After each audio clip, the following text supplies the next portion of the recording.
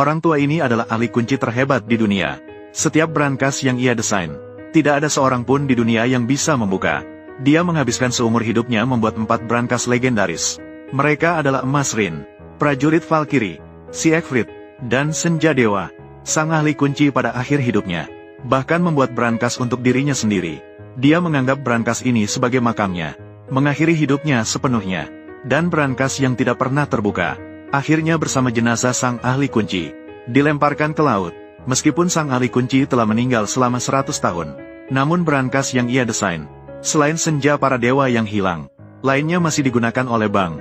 Dan protagonis pria kami berambut keriting, sudah suka cerita sang ahli kunci sejak kecil, sehingga ia juga terobsesi dengan membuka kunci, dan bisa membuka brankas sang ahli kunci. Ini adalah impian seumur hidup Curly. Sekarang, kotak penyimpanan biasa di matanya. Proses peretasan tidak lagi sulit. Meskipun Curly mencapai tingkat Raja Kunci pada usia muda, tetapi karena tidak ada kotak penyimpanan yang lebih sulit untuk dia tantang, ini juga membuat Curly sangat kesal.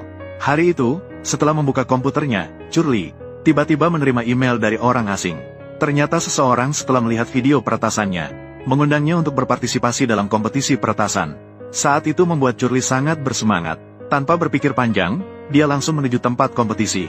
Setelah Curly tiba di lokasi, tempatnya sudah penuh sesak. Curly juga adalah peserta terakhir yang tiba. Tempat ini dipenuhi dengan tokoh terkenal dalam dunia peretasan. Curly juga pertama kali mengikuti kompetisi semacam ini. Saat dia bingung, bersamaan dengan perintah dari pembawa acara, pertandingan pertama telah resmi dimulai. Semua peserta segera bertindak. Namun, Curly sekarang tidak terburu-buru untuk membuka. Melihat lawan-lawannya fokus sepenuhnya. Saat Curly bersiap-siap untuk bertindak, seseorang telah berhasil membuka kotak penyimpanan. Kemudian yang kedua, ketiga, terlihat hanya satu tempat tersisa untuk lolos di lapangan.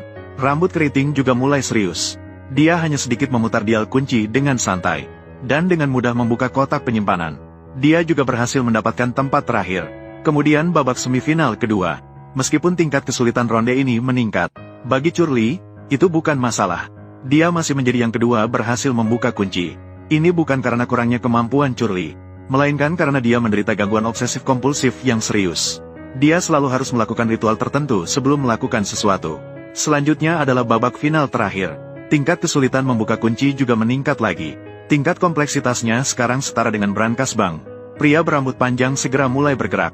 Namun dari ekspresinya, terlihat jelas, membuka kotak penyimpanan ini sangat sulit. Namun, si berambut keriting mulai bergerak dengan tenang pada saat itu. Bahkan dia masih berbincang-bincang dengan pria berambut panjang. Orang lain mengira dia mengganggu lawan untuk mengalihkan perhatian. Hanya si berambut keriting yang tahu. Dia hanya melakukannya untuk menghabiskan